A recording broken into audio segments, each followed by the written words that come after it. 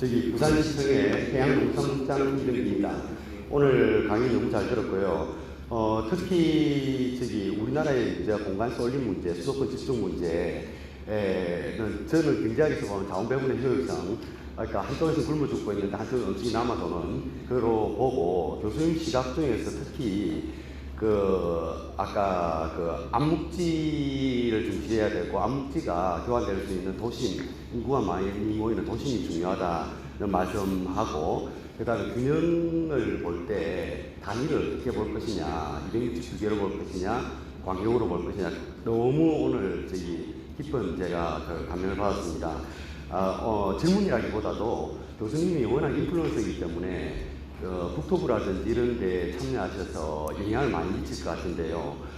저는 이게 지역 균형 문제가 풀릴 것 같으면 쉽게 풀렸을 텐데, 아까 왜 4가지 문제로 이때까지 안 풀렸나 말씀을 하셨는데 100% 공감하는 게, 이게 풀릴 것 같으면 벌써 풀렸을 겁니다.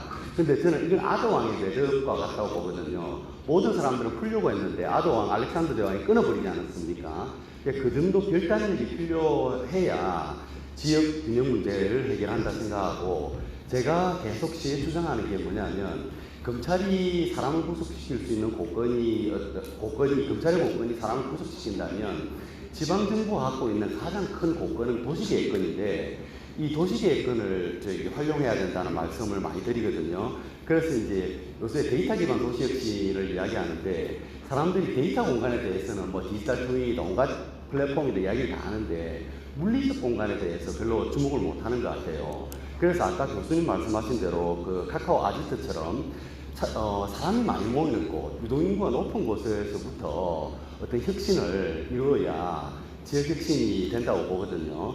이게 이제 제 생각인데, 제가 또 하나 기회발전구역도 인수위에 건의를 했었고, 우리나라 기업들의 대부분은 부동산으로 돈을 벌기 때문에 부동산의 세제 혜택을, 기업용 부동산 세제 혜택을 주면 지방 이전이 가능할 거다라는 데 착안을 했었고, 그 다음에 제가 오늘 이제 핵심적으로 좀 전파를 부탁드리는 게, 부산 지역에는 4개 국립대와 한 28개 대학이 있습니다. 그런데 지금 수도권 집중 때문에 대학이 곧 문을 닫는다는 말이 나오는데, 이런 상태에서는 대학에, 혹시 여기 대학 관계자들 오신 분들은 좀 불편하실 수 있으시지만 대학을 과감하게 통폐합을 해야 된다고 보거든요.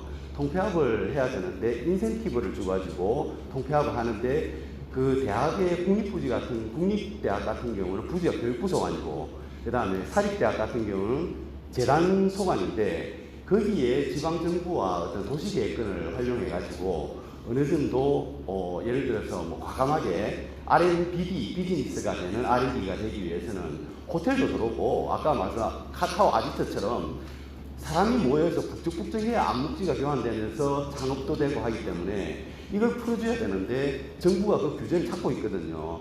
그래서 제 생각에는 도시계획권을 활용할 수 있게끔 과감하게 국립대학이라든지 사립대학에도 지방정부가 협의를 해서 지구단위 계획으로 그걸 갖다가 사업 구조가 나올 수 있도록 해줘야 된다는 게 핵심이라 생각하거든요. 저는 늘 그 이야기 합니다.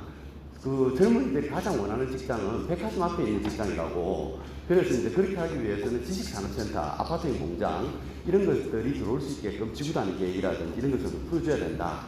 이제 이렇게 주장하고, 이제 교수님, 워낙 인플루언서이기 때문에 중앙정부라든지 좀 많은 건의를 좀 부탁드리고, 혹시 교수님 견해가 있으시면 간단히 말씀 듣고 싶습니다. 예, 감사합니다. 박수 주셔야 되는 거 아닌가요? 저는 사실 지금 말씀하신 내용 120% 공감하고요. 그러니까 저희가 다 중요합니다. 하드웨어 구축도 중요하고요. 그런 공간을 만들기 위해서 하드웨어 구축을 위해서는 사실 이런 도시계획의 역할이 굉장히 이제 중요하죠. 근데 그거 플러스 소프트웨어의 역할도 굉장히 중요합니다. 프로그램을 어떻게 하는지, 운영된 프로그램이 어떻게 더 지속 가능하게 할지. 그래서 저희는